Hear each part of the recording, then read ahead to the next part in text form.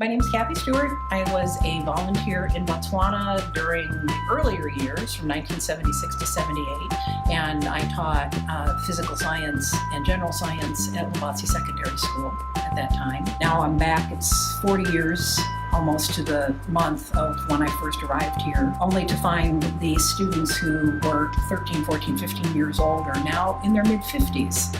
And have gone on to do just phenomenal things, including getting doctorates in pharmacology and medical degrees and things like that. It's been really interesting being back in the country, seeing just how much progress there's been in Botswana, as well as seeing that the results of the efforts of the education that I just poured my heart into those kids at Lobatse Secondary School, and to see how that has paid off in terms of, creating very highly educated people that are doing great things for the country of Botswana. The people of Botswana are just the most wonderful people on the planet. They're friendly, they're helpful, they're kind, and you can't get a better country. This is the Cadillac of countries to go to.